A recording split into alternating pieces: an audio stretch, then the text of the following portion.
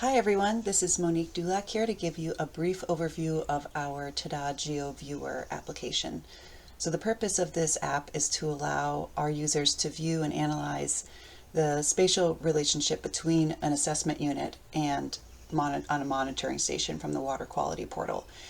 This was born from a noted need for a geospatial tool from the TADA working group. Since there's always some QA to do, there's currently no real good way to fully automate the assessment unit to station associations. This app is going to allow you to dive deeper into these relationships through data modifications. You can do additional analysis or bring in your own data to use in the comparison. The final product is a customized export file that can be brought into the TADA RShiny application, as well as other functionality that I will cover in this demo. This is the first time I've demoed it, so it's very much in draft. This is the startup screen that you'll see with a splash screen, and it'll have more information here as we move along.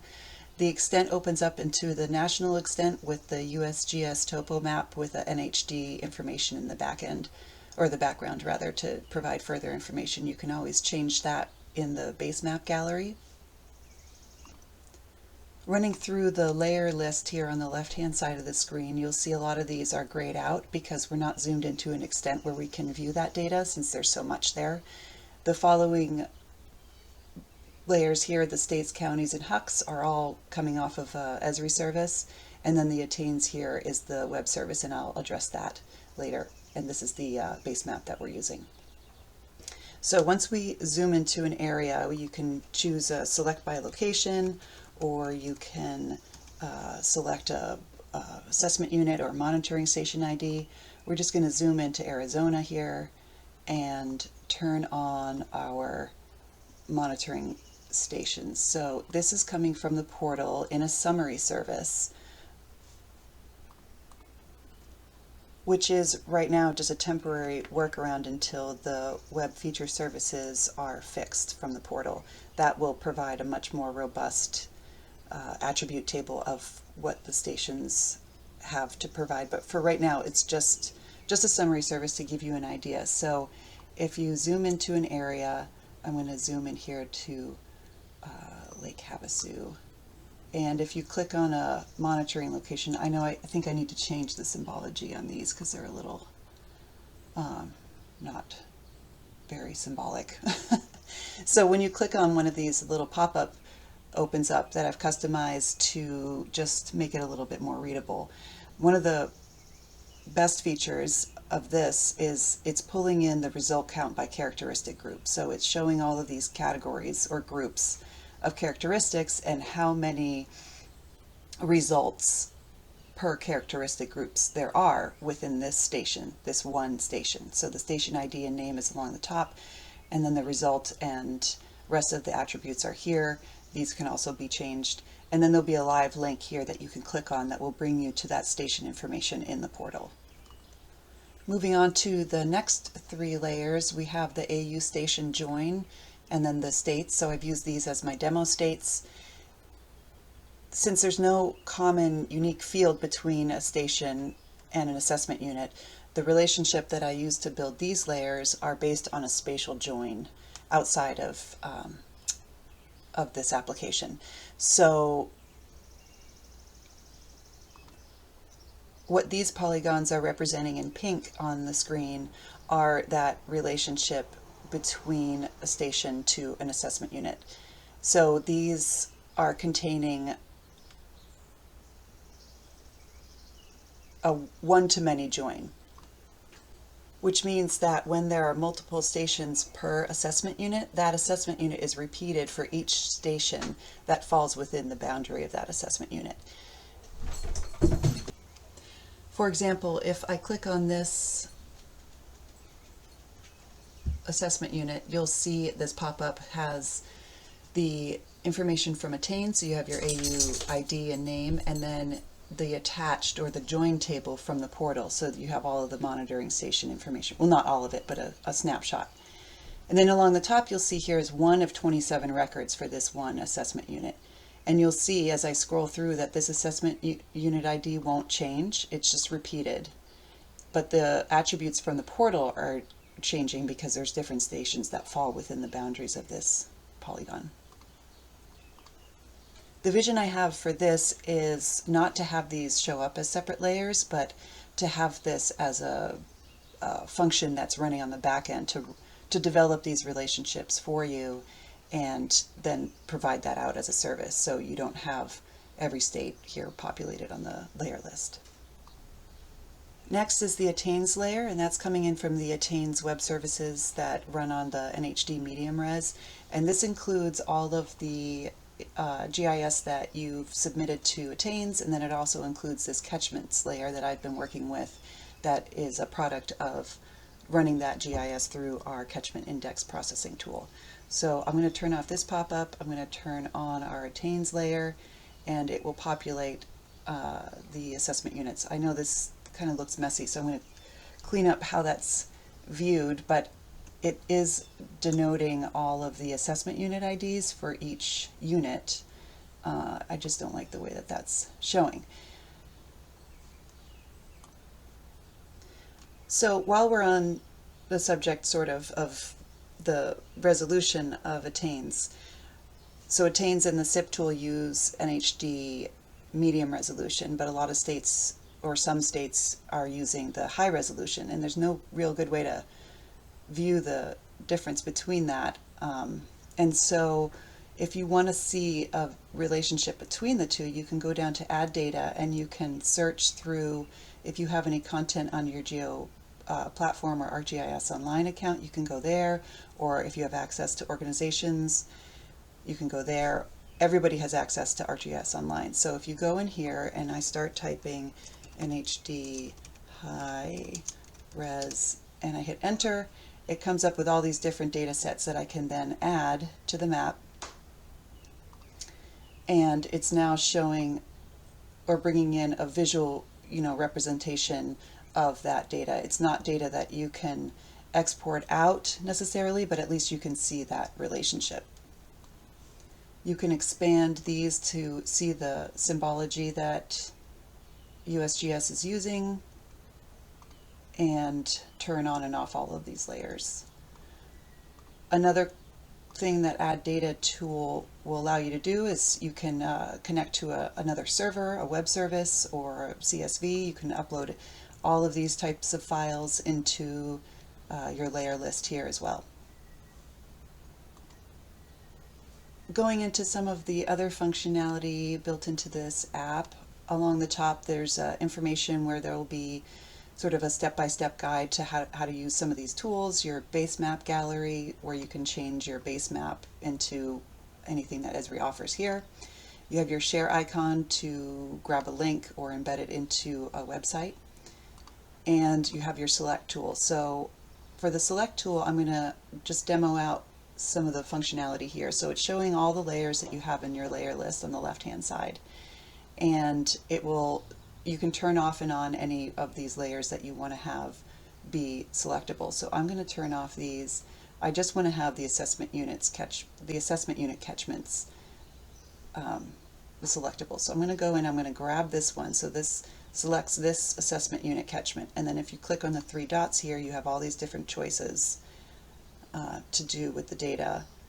For me, I'm going to create a layer, and I'm just going to call it Havasu test and hit OK. And then that is added right up here into my layer list. So if I turn these off, it's going to show you this very faint outline, which I know isn't showing up very well, and that's an element that can be modified, but it's showing just that assessment unit that you selected. So working with this, you can now click on it and it's going to show you all of the information coming from Attains on that assessment unit. And now you can go down here into the analysis toolbox. So in here are all the tools that are available from Esri to be used in applications. And I'm going to select create buffers. So like I said, these are all the available tools that Esri has to offer, and some of them may not be applicable, but I just added them all anyway. This little question mark gives you a brief overview of what each tool does. If you want more information, you can click here and it will open it up in a new tab. So I'm going to click on Create Buffers, and I'm going to choose the layer I want to buffer. So I want to buffer this Havasu test, this polygon right here that I just created a selection out of, and I want to create multiple buffers. So I want to create a 1 mile, a 5 mile, and a 10 mile buffer. And there's some options that you can do with this tool, and then you name it what you want it to be named. It's going to be added into this layer list. So I've already added that and done it, so I'm going to click on that and zoom to it so we can see the full extent. So again, the symbology isn't great, but here's the original assessment unit and then the buffer boundaries of coming out, radiating from that assessment unit. So now I want to know how many stations fall within each of these buffers. So again, I'm going to go back into the analysis toolbox, and I'm going to go down to overlay layers. So I'm going to overlay the buffer and the stations. So I want to know what stations are falling where. It's going to be an intersect, and then again, you name it what you want to name it, and I have already done that as well. And so now you have an image of all of the stations that fall within those boundaries. And when you open it up in the attribute table, you're going to see all of the information from those joined tables. So you have the summary service from the portal, all of the information on the stations here. You have that first, and then you have the buffer distance in miles field, so you can sort that out and select all of the stations that only fall within 10 or what have you.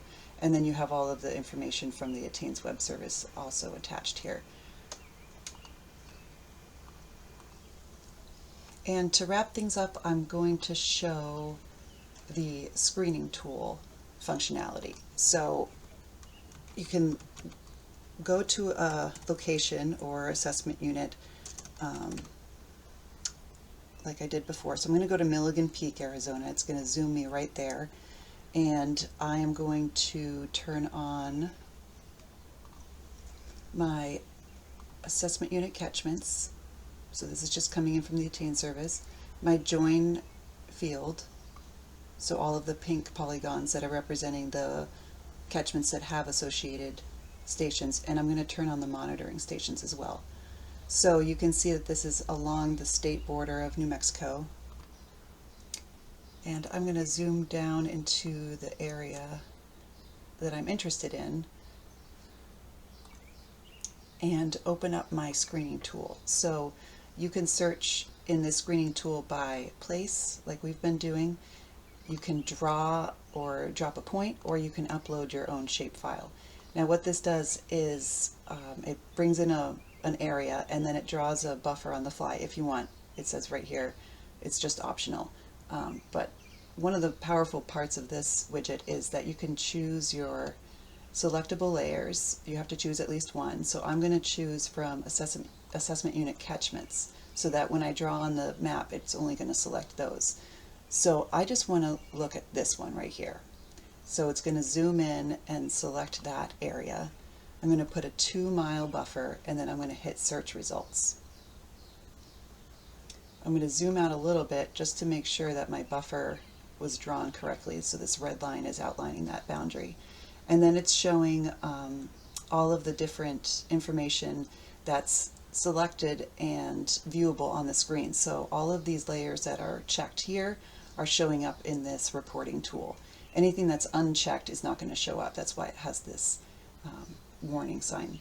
But if you want to have it shown up, you can just select it here and then hit refresh. So if you open up these drop downs, you have a summary of what's in here. So again, this is the information coming from the portal. It has the result count by characteristic group, soon to be hopefully replaced with the web service so that this is a little bit more usable. And then you also have your assessment unit catchments here. with all of the information coming in from the Attain's web service.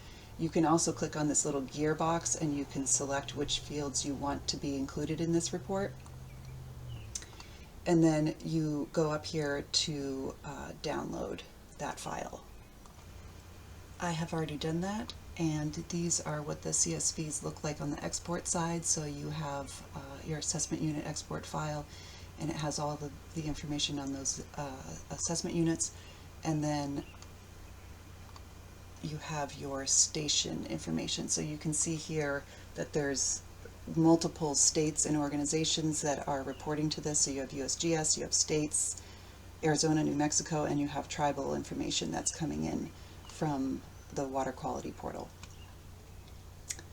So I know that this was a lot of information, and I'm more than happy to go over all of this in more detail, and I definitely welcome any feedback on the feel and tools of this application. Thanks.